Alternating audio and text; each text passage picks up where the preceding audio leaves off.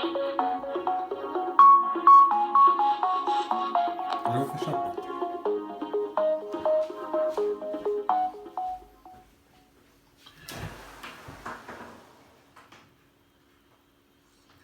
Olá, já estamos de volta.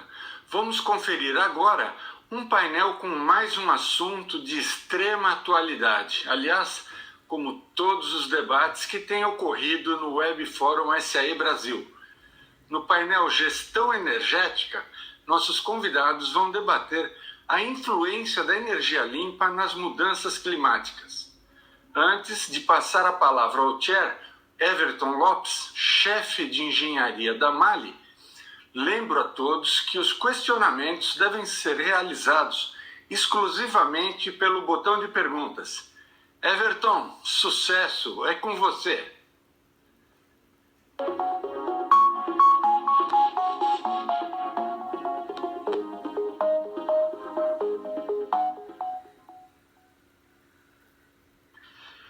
Olá, boa tarde a todos que nos acompanham nessa edição inédita do Web Forum SAE 2020.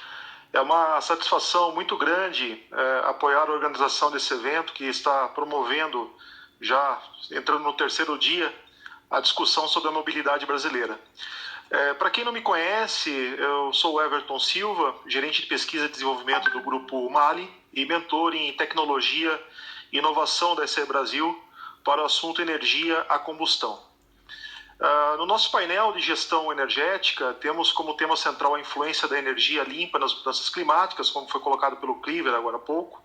E, como sabemos, existe atualmente um esforço muito grande da indústria e do governo a nível global, no sentido de viabilizar energia de baixo carbono para o transporte.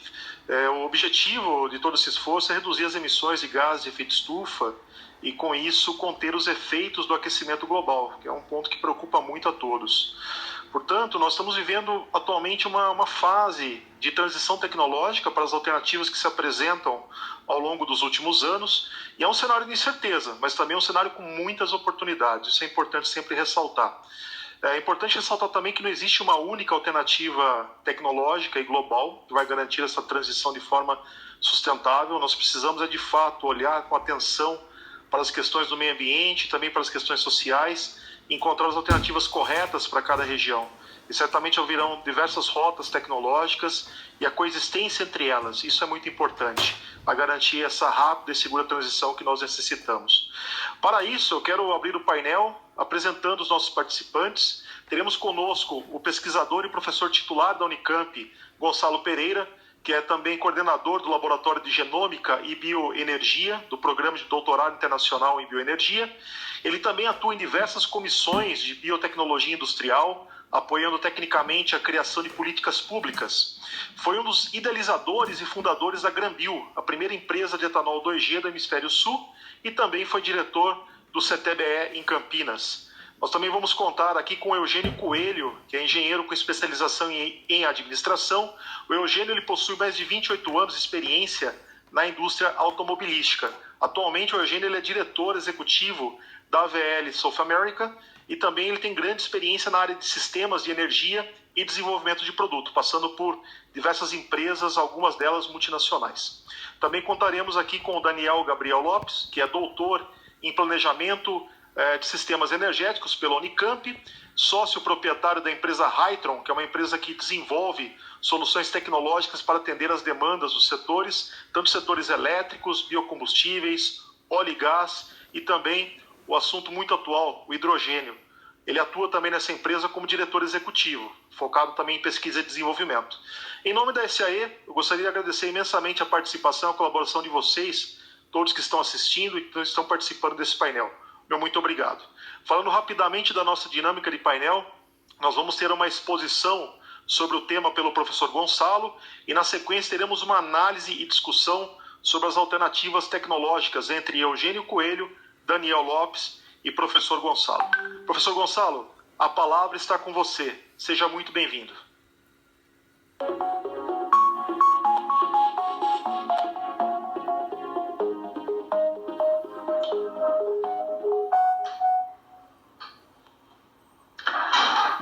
Bom, boa tarde a todos, agradecendo muito aí ao Everton SAE pelo convite para participar aqui desse evento. Lembrando que eu sou geneticista, sou engenheiro agrônomo, mas de engenharia mecânica, engenharia elétrica e as outras engenharias que são necessárias para esse mundo automotivo, eu só entendo a lógica.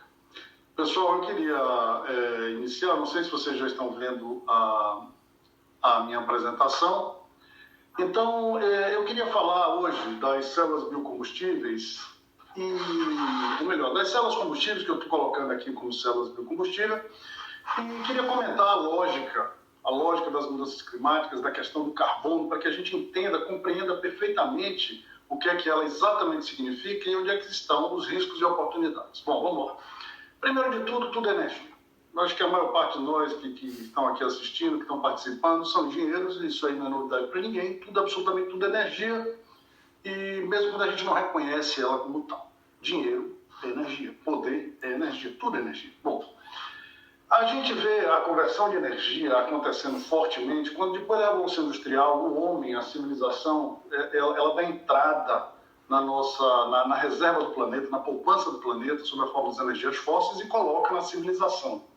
Nossa população imediatamente pula, e continuamos nessa velocidade, e quando a gente percebe, quando a gente olha, quando a gente compara com a energia que foi gasta nesse processo, a gente vê que praticamente foi a energia fóssil que foi convertida em gente. Como eu disse, tudo é energia e a energia se transforma. Então nós convertemos energia fóssil em nós mesmos, né, na nossa população, mas isso teve um preço, que foi botar de volta para a atmosfera o CO2 que os corpos, né, que já não estavam mais entre nós, tinham capturado. Bom, pessoal, tem uma coisa da mudança climática, e o pessoal fala assim, vai acabar o mundo não está nem aí para essa quantidade de CO2 que a gente está jogando na atmosfera. Olha o que acontece no mundo desde os 4,5 bilhões de anos atrás, quando ele se inicia. Quer dizer, nós estamos vivendo atualmente um dos momentos de menor quantidade de CO2 na atmosfera, na história do planeta. Então, voltando, a gente jogar tudo que é carbono fóssil fixado para a atmosfera não vai causar nada para o planeta. O planeta não está nem aí para a gente. O ponto fundamental é que, olha aqui a quantidade de CO2, né, as emissões dos últimos 800 mil anos, eles não passaram em um momento, chegaram a 300 ppm, né? E nós, hoje, estamos nesse volume de 415, talvez já um pouco mais. Como eu disse, esse pico vem da Revolução Industrial. O grande problema é que nós, seres humanos, nossa capacidade de compreender nos dá uma sensação de sermos mais poderosos do que nós na realidade somos. Nós surgimos aqui, há 150, 200 mil anos atrás. Ou seja, embora para o planeta a quantidade de CO2 não signifique nada, para nós significa muito. Porque na hora que você aumenta a concentração de CO2 na atmosfera, você aumenta o efeito estufa, a temperatura, regime de vento, eu não sei se vocês sabem, mas a Lua não tem vento. Nós temos vento em cada atmosfera.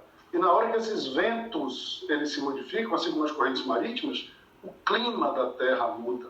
E ao mudar o clima da Terra, muda o zoneamento da Terra. Ou seja, nós não vivemos no mundo de forma homogênea. Nós temos zona em que nós vivemos e desenvolvemos a nossa civilização em alguns espaços com maior sucesso e outros com menor sucesso. Mas na hora que a gente muda o zoneamento, que é o que as mudanças climáticas trazem, imediatamente a gente tem migração, tensão geopolítica. As guerras mundiais já foram provocadas por a Primeira e a Segunda Guerra Mundial, e esse conflito da Guerra Fria, que a gente tem visto até agora, né, com o petróleo, são provocados. Então a mensagem principal que a gente tem que enxergar é o seguinte: o CO2 é um problema global, é um problema do mundo todo, porque o mundo todo tem atmosfera, talvez seja o primeiro grande problema da humanidade que ela enfrenta de forma homogênea. Por quê? Porque a atmosfera está em todos os lugares do mesmo jeito. Bom, o que é a bioenergia? Isso aqui é a fotossíntese. O que é a fotossíntese? A energia do Sol consegue pegar e colocar o hidrogênio da água no CO2, 6 vezes isso gera uma glicose. Glicose é uma espécie de peça de Lego, e o bonito da fotossíntese é que ela pega uma coisa que é gasosa e transforma em uma coisa sólida, ou seja, remove o CO2 da atmosfera. O CO2 ele não é problema local, de jeito nenhum. Aqui tem uma molécula de CO2, é uma molécula maravilhosa, ela não é tóxica, não tem nada a ver com SO2, NOx particulado, ela é um adubo para as plantas. Olha aqui o que acontece com arroz quando você planta em maiores quantidades de CO2, né? E é uma bateria natural de alta eficiência. Por que uma bateria, né? Aqui está uma água, os elétrons da água, aí vem o sol, né? A luz do sol, através da fotossíntese, consegue pegar o CO2 e convertê-lo em glicose. Olha a quantidade de hidrogênio, né? Você vê, isso aqui é uma penca de hidrogênio. É uma penca de hidrogênio, um cacho de hidrogênio. E olha a energia. Aqui não tem energia, aqui não tem energia. Olha a quantidade de energia que foi convertida de fótons do Sol, né, que vieram do Sol, em energia química. E o que dá para fazer com isso? Se eu pegar uma levedura, né, tá aqui uma levedura, e fermento esse açúcar, eu converto ele em etanol. Vejam que praticamente toda a energia que estava no açúcar ficou retido. É um dos processos mais eficientes que existem e que conseguem converter alguma coisa que era sólida em uma coisa líquida, e o gasoso aqui, esse CO2 gasoso, é um CO2 verde, é um reciclo. Então, o etanol, ele é uma bateria de CO2 líquida e carregada. Bom, existe uma grande falácia, o nosso cérebro é uma máquina de jogo. Se o cara insiste muitas vezes em alguma coisa, a gente toma isso como verdade, e a gente até hoje está submetido a um marketing violentíssimo, que faz com que a gente, ao ver uma fumaça, a gente imediatamente, oh, meu Deus, é CO2. E aí, qual é a solução para evitar o CO2? É a bateria. Quer dizer, essa lógica... Primeiro, o problema de uma fumaça como essa não é o CO2, são os outros componentes. E quando a gente pensa em bateria, quando ela descarrega, você tem que carregar. E quem carrega nos dias de hoje as baterias são as energias fósseis. E essas energias fósseis emitem tudo que se quer, simplesmente muda de lugar. Então, você tem aqui um carro elétrico que não tem nenhuma emissão local, entretanto, ele tem enorme quantidade de emissão global. E como eu falei antes, o CO2 não é um problema local, pelo contrário, é uma solução local, mas ele é um problema global. Então, se você não tem emissão local e tem emissão local de emissão global de CO2, você não resolveu nada, muito pelo contrário, você apenas maquiou. Bom, para a gente tirar isso do conceitual e tornar isso factual, você precisa da análise de ciclo de vida. Essa é a análise mais importante que o mundo tem que ter, é o que tira as falácias da frente. E quando o pessoal lá na Alemanha, na Universidade de Köln, olhou o Tesla e comparou com o BMW diesel, a conclusão que ele chegou é que o Tesla, na análise do ciclo de vida, ele emite mais CO2 do que um carro a diesel, né? Simples assim. Mas, sem dúvida nenhuma, os motores elétricos são muito mais eficientes, muito mais simples, mas ele não é, de forma alguma, sinônimo de carro a bateria metálica. Está aqui, tem nada a ver com isso. Se a gente sair do petróleo, dos motores a combustão, e for para os motores elétricos, ou para os carros elétricos, a bateria metálica, a gente vai continuar a ter tensão geopolítica, porque precisa de muito, muito metal. E esse metal, ele existe em poucos lugares. Então a gente vai sair de uma guerra, ou dessa tensão mundial que a gente tem ao redor do petróleo, para agora começar uma guerra ao redor do lítio, né? Muita gente acredita que essas tensões políticas que a gente está vendo na América do Sul, naquela zona que tem lítio, já se deve a uma amostra desse novo momento. Bom, está aqui o Mirai. O Mirai é um carro elétrico, a bateria dele é o hidrogênio. E aqui uma coisa muito interessante, que quando a gente vê a corrente elétrica, hoje em dia quando você começa a estudar a corrente elétrica, né, o aluno fica doido, porque tem a corrente convencional e a corrente real. Por quê? A corrente convencional foi lá, né, 2 séculos atrás, quando o pessoal começou a ver que existia eletricidade, achava-se que o que movimentava-se era o cátion, né? Era o que a gente hoje chama de cátion, na época não tinha modelo atômico, mas era a carga positiva que se mexia. Depois isso aí virou, não é bem assim, quem se move é o elétron, não é bem móvel, não é como a água, né? Mas é quem se movimenta. Só que talvez quem começou com a energia não tivesse tão errado assim, porque a PEN é justamente um componente que permite o movimento do cátion.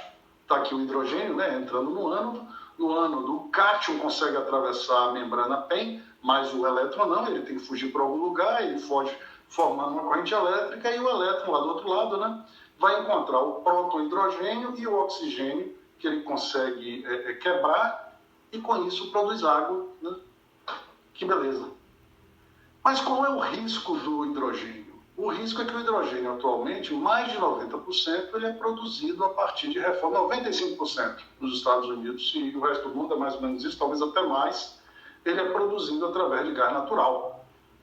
Carro elétrico, o anúncio da BP, quer dizer, o anúncio da BP mostrando o seguinte, que ela vai fazer 70 mil postos de carregamento para carro elétrico. A pergunta é essa, ela diz, vem de onde? Pô, a BP vende petróleo, provavelmente vende petróleo. Então, a gente tem que ter muito cuidado para que a transição energética não seja simplesmente uma transformação energética. E quem continua comandando são os fósseis. Pessoal, por outro lado, a gente tem o etanol, que tem que ser uma obsessão no Brasil, a utilização do etanol. O etanol é uma molécula maravilhosa, de altíssima densidade energética, está aqui a densidade de uma bateria de lítio, está aqui a densidade do etanol. Ele é 50 vezes mais ou menos mais denso do que um carregamento de carro elétrico, todos sabem, é muito lento, de etanol é imediato. E até hoje nós temos descarregado essa bateria de CO2, que é o etanol, sob a forma da combustão, mas isso não é necessário. Já temos tecnologia. Eu vou dar rapidamente uma ideia, principalmente quem não é engenheiro, que não conhece do tema. Você consegue pegar o etanol, está ali a molécula do etanol, misturando com a água, passando por um reformador, e esse reformador é capaz de concentrar, né, esse CO2, que é um CO2 verde, porque ele veio da fotossíntese, e liberar hidrogênio, né? Hidrogênio. Quanto melhor o reformador, quanto melhor o catalisador, quanto melhor o sistema de purificação, mais puro esse hidrogênio. Esse hidrogênio, por sua vez, ele pode ser utilizado em células SOFC, que tem um funcionamento um pouco diferente. Ou seja, entra o hidrogênio, de novo, os elétrons têm que sair para algum lugar, porque a membrana SOFC, que é uma cerâmica, não permite, e essa membrana é uma espécie de um queijo suíço, né? Do outro lado entra o hidrogênio, esse oxigênio receber elétrons se transforma em um ânion oxigênio, esse ânion oxigênio atravessa, e esse ânion oxigênio se junta com o hidrogênio, novamente formando água. Bom, na prática, o processo é do etanol você ter eletricidade. Os novos motores, é nisso que eu acredito, e não só eu. Está aqui a célula combustível feita pela Nissan. A Nissan tem trabalhado fortemente nisso aí, inclusive com a AVL, né? A AVL é um dos que... E veja que a gente tem um carro que faz 26 a 30 km por litro de etanol. Já imaginou que maravilha? Olha o ambiente econômico que a gente tem para a introdução de uma tecnologia dessa.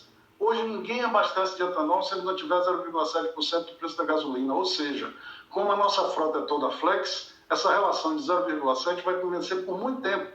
Se eu tiver um carro que faz 26, 30 km por litro, esse carro vai vender, como diz mineiro, né, que nem pão quente. Bom, pessoal, então a gente tem uma emissão local positiva. O CO2 se transforma em biomassa, que se transforma em etanol, que vai para as cidades fertilizar os nossos parques, as nossas florestas, porque esse CO2 é limpo. Então, quando a gente olha o Brasil é um gigante, né?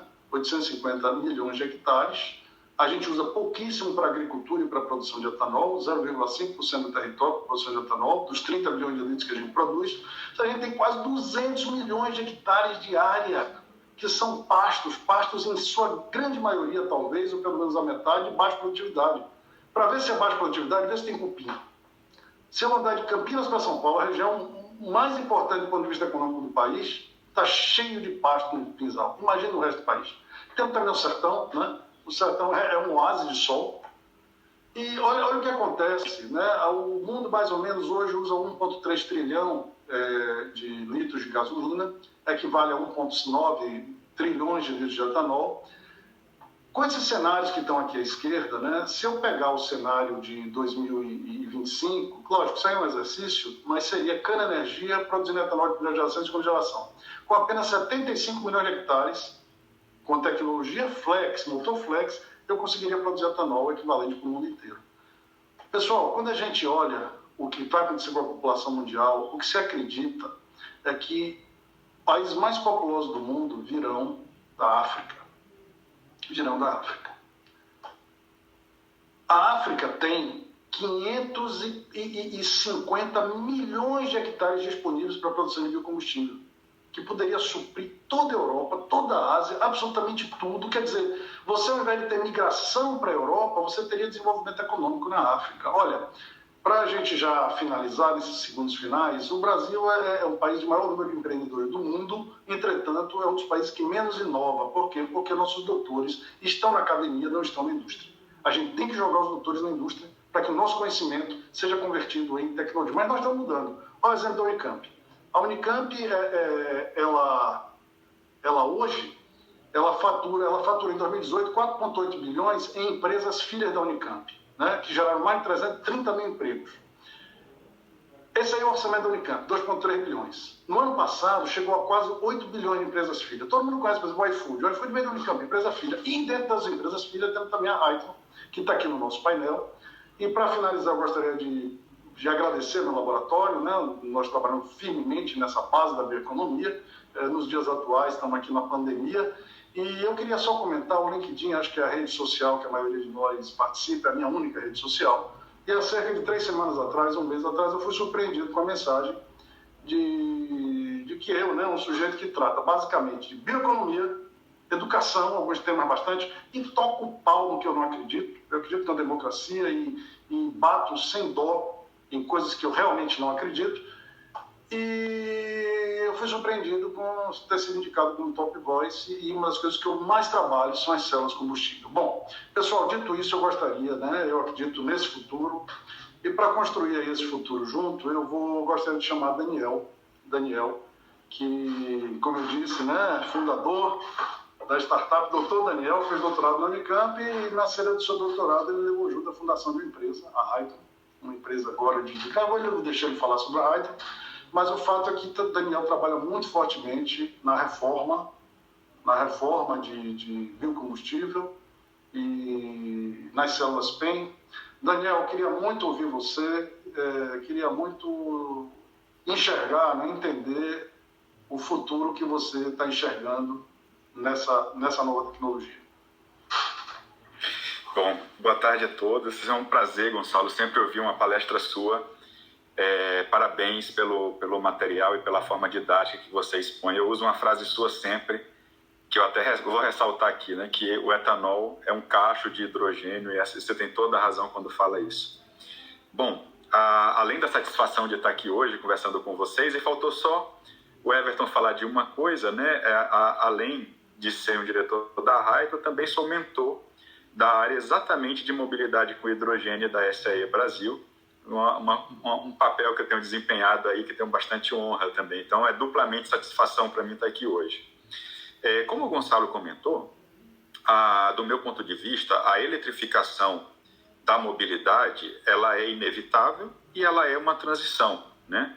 A gente tem visto aí países no mundo inteiro direcionando seus esforços para tornar isso uma realidade, né? Também concordo plenamente com o Gonçalo quando ele comenta que não há um veículo elétrico, ele não é apenas um veículo movido a bateria, puramente a bateria, né? Por mais que os veículos elétricos consigam uma eficiência maior quando associados de forma híbrida com sistemas de bateria. Então, eu entendo sim, Gonçalo, também, né? Como você muito bem explicou, que essa eletrificação ela é saudável. Na sua própria apresentação você colocou a diferença de eficiência entre o motor elétrico e o motor a combustão. E eu gostaria de começar ressaltando de uma forma curta, né, até para a gente poder ouvir também o Eugênio, que eu acho que o grande lance quando a gente começa a falar de um veículo elétrico é você poder utilizar vetores energéticos como combustível, né?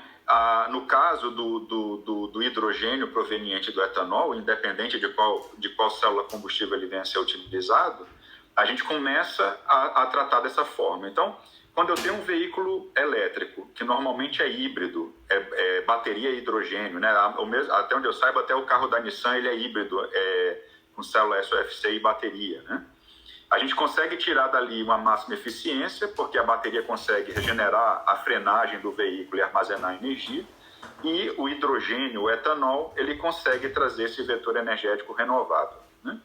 Então, quando a gente tem, eu encerro aqui para poder a gente ouvir um pouquinho mais do Eugênio, mas quando a gente tem o hidrogênio como um vetor, a gente consegue produzir ele a partir de diversas fontes renováveis, né, como a eletricidade, como o biogás, como o etanol, e cada vez mais opções desses outros energéticos que envolvem setores importantes da economia do país, também fazer diferença para a mobilidade cada vez com menos emissões de carbono.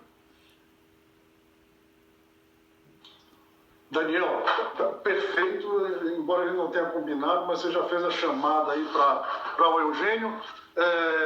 Exatamente, quer dizer, a bateria tem 2 papéis, né? Um papel é o de imediatamente colocar energia para o motor elétrico, também de capturar a energia de frenagem, uma série de coisas que é extremamente relevante, mas na minha visão, eu acho que ela tem que ser o menor possível e ela não pode ser a reserva de energia. E isso que você falou é perfeito. O carro da Nissan, o objetivo dele não foi substituição de bateria, não, foi para atuar como range extender, né? É um projeto, eu não sei o quanto o Eugênio pode falar isso e tal, mas seguramente a AVL, que é uma das empresas...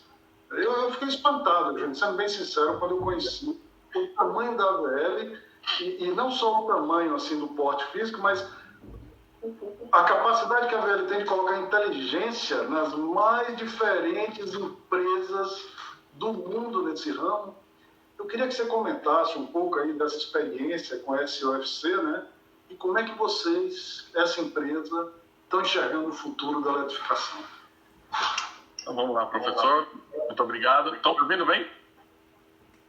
Perfeito. Obrigado, Daniel, E eu queria agradecer também para o Everton, para o Everin, para toda a equipe da ICAI, por a oportunidade de a gente debater aqui. E claro, depois de ouvir o professor Gonçalo dar essa aula para a gente, é fantástico, né? Como o Daniel falou, é muito gostoso de poder participar desse jeito. Introdução maravilhosa, obrigado, professor. A nossa visão, na verdade, sobre células de óxido sólido, falando aqui em português, né, mas todo mundo fala SOFC, mas células de óxido sólido, a gente tem o caso da Nissan, que é um caso público que foi apresentado aqui no Brasil na Olimpíada, que foi a Nissan é dona do veículo e a VL tem a patente do sistema. Na realidade é um sistema, a gente fala de Solid Oxide Fuel Cell, mas ali dentro não é uma célula de sólido óxido apenas, na realidade existe, como o professor mostrou, existe um reformador, existe um processo de um queimador para poder esquentar o sistema, existe o processo da célula e todo o processo de distribuição. Na realidade é um conjunto, aquela foto que o professor mostrou, é um conjunto desenvolvido e que hoje a gente perguntou, mas por que isso não ainda não está aplicado ainda? Na realidade isso vem sendo desenvolvido fortemente no setor de geração de energia, para geração de energia estacionário. Então você pergunta, mas o que a gente está fazendo aqui? O professor falou da VL, sim, uma grande empresa de origem austríaca, que nós temos uma instalação lá em Guarulhos. O que nós estamos fazendo aqui na região? Para minha dor, o primeiro projeto foi feito na Argentina. A gente está fazendo uma célula dessa na Argentina, mas logo em seguida a gente aprovou no Brasil também. Todos os projetos estão sendo financiados por órgãos governamentais, ou seja, a tecnologia está tendo ajuda do governo para ser feito. Na Argentina, numa província específica, com a ajuda de universidade, que não tem como não fazer, e com a ajuda do governo. E aqui no Brasil a gente está fazendo com o financiamento da ANEEL. Então, a gente passou num projeto da ANEEL, uma empresa de energia que aplicou esse projeto, e a gente está construindo essa célula para alimentar um carro elétrico como uma célula estacionária. Em vez de energia vir do grid, ela vai vir vamos dizer, desse gerador de energia. Então, antes de começar, a gente deixa isso para o final, mas antes de começar, nós estamos fazendo isso no Brasil. Essa célula está em desenvolvimento, claro, estamos trazendo o know-how lá de fora para desenvolver aqui. Também estamos em contato com uma série de outras universidades, incluindo a Unicamp, incluindo a Hytron e montadoras no Brasil, para que a gente traga isso para o setor automobilístico. Essa tecnologia ainda não está disponível no setor automobilístico, além daquilo que a gente viu com a Nissan, que é um protótipo, está no estágio protótipo, ou seja, tem algumas fases para ser rompidas para a gente poder chegar lá, para que seja um produto compatível, por exemplo, com a célula PEM, que é a célula que a gente já tem carros disponíveis no mercado, que é uma tecnologia que já está pronta para aplicação. Qual que é a visão? É que o Brasil, a visão na matriz, inclusive, hoje eu tive reunião de manhã sobre esse assunto, é que qualquer documento que a gente olha, o valor que o etanol tem como combustível, o etanol, inevitavelmente o etanol de cana, inclusive o nosso etanol, quando a gente compara com o etanol de milho ou etanol de trigo, a gente observa que eles não têm a mesma pegada, não têm a mesma eficiência e nem mesmo a emissão de CO2 é um pouco mais alta no caso deles, que o nosso etanol é um valor que não deveria ser perdido. A Europa, por que a Europa não dá valor para isso? Porque ela não tem as terras e não tem o etanol de milho lá, o etanol de cana-de-açúcar disponível, então você vê que não tem força realmente para que eles desenvolvam nessa direção. Mas estudos eles têm, inclusive do etanol de uma segunda geração do etanol de trigo, estão estudando, estudos existem para não abandonar essa tecnologia. Então, essa tecnologia ela está numa fase, vamos dizer assim, de teste, de avaliação de se realmente ela é capaz. O Brasil é o grande país potencial. Produtores, a gente sabe que não somos só nós, os países como o professor deixou claro, africanos, por exemplo, ou da América Central, tem um potencial muito grande de produção de etanol também, principalmente o etanol de cana, que é esse que dá uma maior eficiência, e vem evoluindo, acho que o professor mostrou num dos slides, a segunda geração. Então, o que eu posso dizer é que é o seguinte, a gente não deve, nesse momento, se desfazer do etanol e deixar com que a tecnologia dos veículos elétricos simplesmente levem para o fato de que o veículo se torne totalmente elétrico.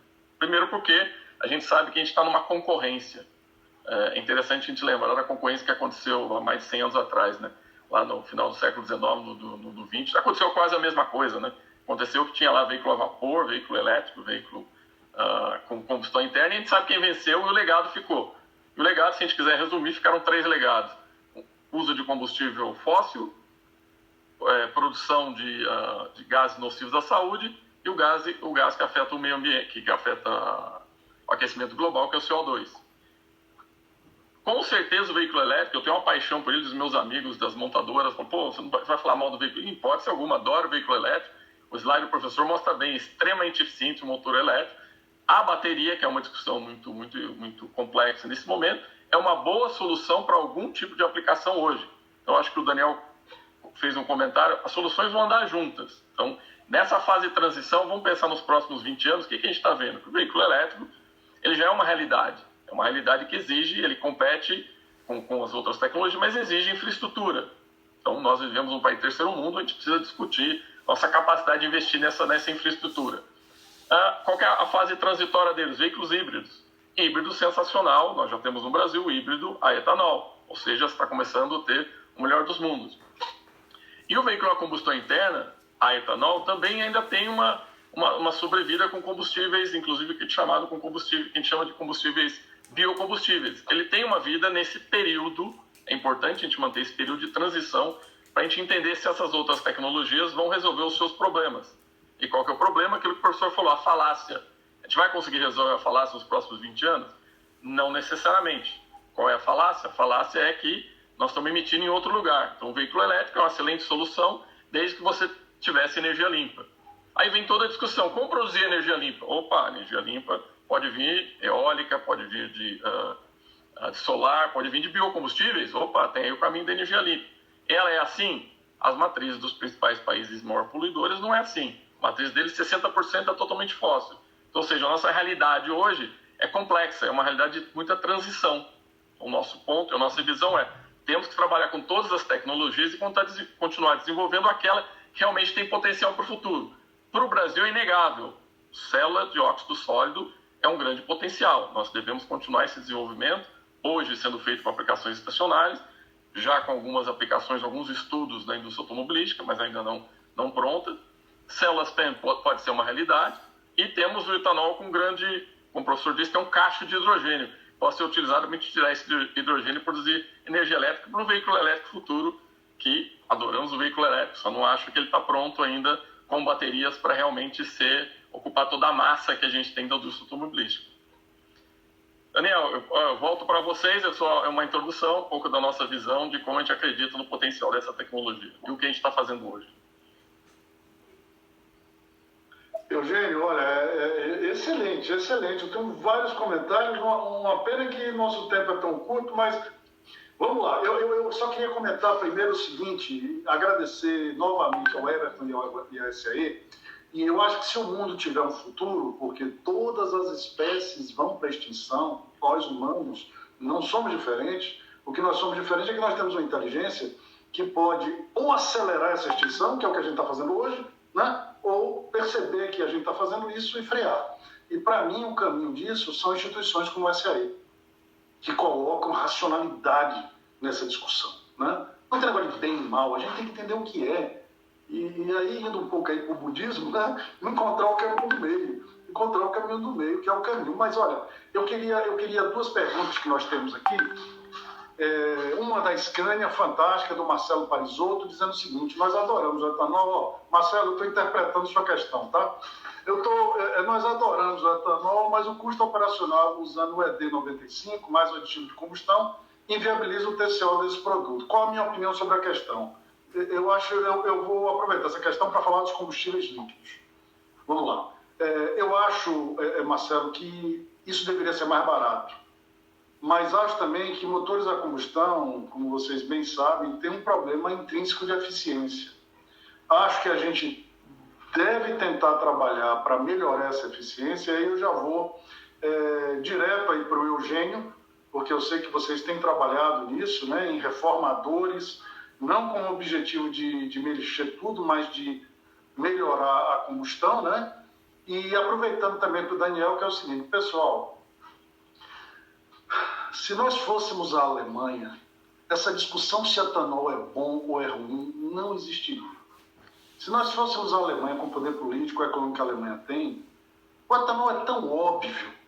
O problema é que, como eu falei nisso, tudo é energia, e poder é energia também. Então joga-se uma energia gigantesca, quem não tem o acesso ao que nós temos, para dizer que o que nós temos é ruim. Então cabe a nós, brasileiros, ao SAE, a demonstrar isso, e a gente ter autoestima, para dizer que é bom.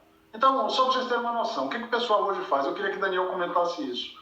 O pessoal está pegando o seguinte, o excesso de energia, porque placa solar só dá quando tem sol. Eólico só dá quando tem vento. E quando eu quero usar energia fora desse momento, né? Não dá para armazenar em bateria, que é caro demais. O que o pessoal está fazendo? Convertendo isso em combustível líquido. Meu Deus, o etanol é líquido. Esse é um problema que nós já não temos.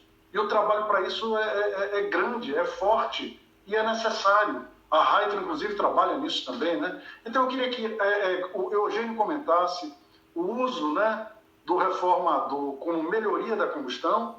A combustão não está morta, de jeito nenhum. Pelo contrário, ainda tem muito a que fazer nisso. E queria que o Daniel comentasse a produção do e-fuel, né, desses combustíveis. E antes que eu me esqueça, eu queria também a gente aproveitar uma segunda pergunta que está aqui, dizendo o seguinte, que aí eu acho que no próprio evento do SAE foi comentado, o Décio comenta isso aqui, né, Décio Debil, que o hidrogênio gerado no etanol obstruiu célula de combustível. Esse é um problema que Daniel é a fera, que produz uma tecnologia de um etanol ultra puro. Então eu vou começar pela primeira, vamos lá. O etanol no reformador para melhorar a combustão. Eugênio, por favor. Esse é um assunto delicado, mas vamos lá. Delicado porque a gente trabalha com confidencialidade e são alguns projetos, tem que tomar cuidado até onde pode ir. De qualquer maneira, a gente está envolvido num projeto financiado pela Fundep, que é no mesmo título, então posso falar nesse caminho aqui. Mas uma das alternativas realmente para trabalhar com etanol em alta eficiência, primeiro é importante fazer um comentário interessante. A gente fica medindo a eficiência do etanol hoje num ciclo baseado no ciclo FTP-75, que é um ciclo criado na década de 70 em Los Angeles, ou seja, um ciclo que já tem uma certa idade, e a gente carecia, por padrão, todo mundo, nós e os Estados Unidos utilizamos esse ciclo, Europa, a Ásia utilizam um outro ciclo. E esse ciclo é um ciclo que não favorece a mostrar a eficiência do etanol, porque o etanol tem maior eficiência em altas cargas, é um ciclo que trabalha com velocidade baixa. Ou seja, tem um aspecto que todo mundo enxerga dentro de um padrão, o etanol, a comparação dele, aquele número 0,07, vem todo desse ciclo. Então, tem um erro estratégico aí que a gente precisa mudar. A gente precisa rediscutir como a gente mede, o quanto que esse ciclo representa a nossa realidade. Ou seja, com o advento de a gente começar a medir agora emissões em veículos em situação real, a eficiência do etanol vai começar a aparecer muito mais no mundo real do que num ciclo, vamos dizer, pequeno, que mostra só uma pequena realidade. Dentro desse mundo, dentro desse ciclo e fora desse ciclo, a gente tem um trabalho de reforma.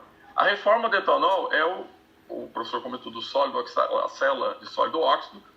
Uma etapa dele, qual foi a primeira etapa que ele mostrou na figura? É a retirada do hidrogênio para contento do etanol. Esse é um processo de reforma. Então, só aí tem trabalhos de pesquisa imensos de como fazê-lo e como tirar mais eficiência. E depois você retorna esse hidrogênio e queima no motor. Então, essa é uma etapa de aumentar a eficiência do motor a combustão interna atual, fazendo esse processo de reforma. Existem diferentes tecnologias de como fazer a reforma. A gente pode aplicar aqui pelo menos 3 ou 4 diferentes tecnologias que aumentam e diminuem sua eficiência. O mais importante é que essa eficiência tem que ser observada no mundo real, não só num ciclo que representa um ciclo usado para homologação veicular. Isso é importante, porque para o mundo real é quanto a gente emite de CO2. Então, a gente estaria emitindo menos de CO2. Esse é o meu ponto.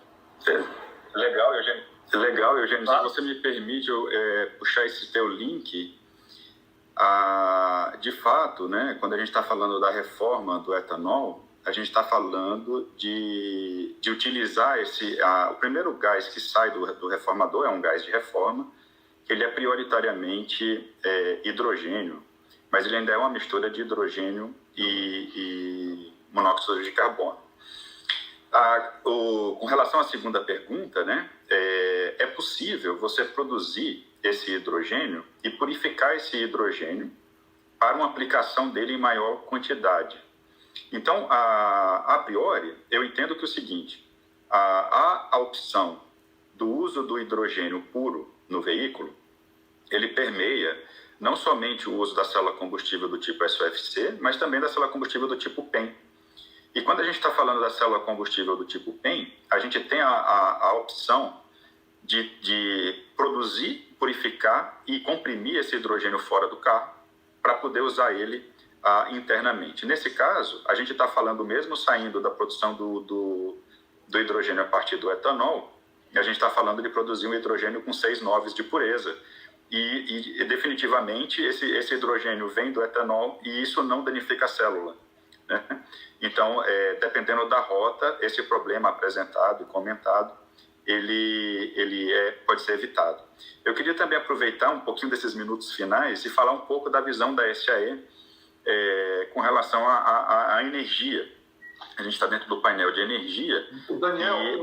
Daniel, eu vou aproveitar, antes de você falar, mas eu quero que você fale isso, eu vou aproveitar duas perguntas sensacionais que apareceram aqui. O Robert Wagner D'Alessio, que ele diz o seguinte: além da Academia da Indústria, o governo federal, através do Ministério de Ciência e Tecnologia, também participa do desenvolvimento dessa tecnologia de célula combustível?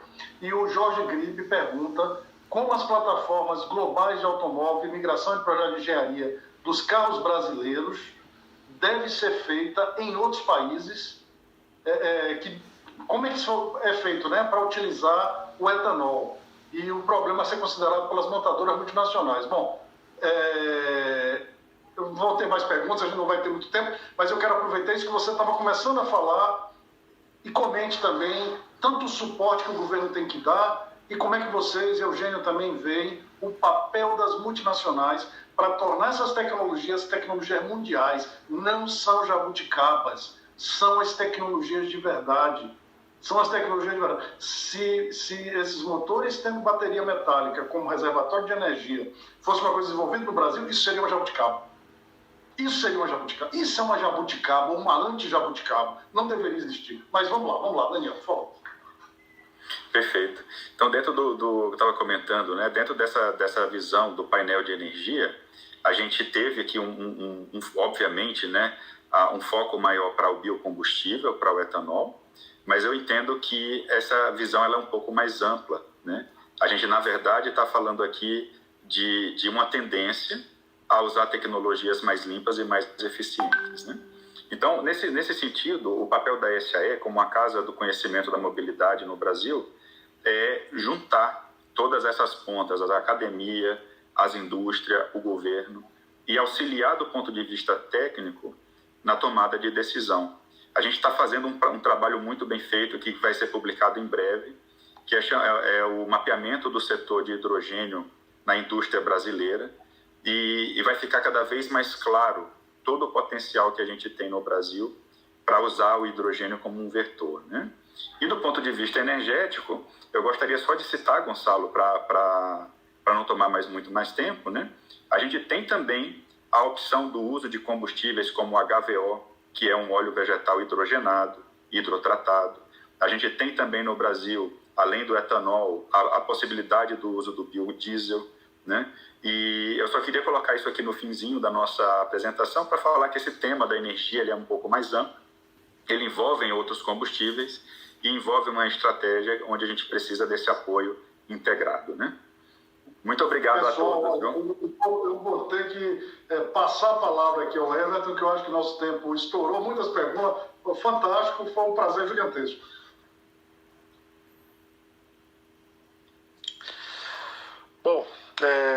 Mais uma vez, muito obrigado, professor Gonçalo, Daniel e Eugênio. Realmente é um assunto muito interessante e nós ficamos com um tempo curto, mas é importante dizer que, primeiro, nós tivemos uma ótima exposição e discussão nesse painel, tem uma visão muito interessante dos biocombustíveis, né, que é uma solução amplamente aplicada no Brasil há algumas décadas.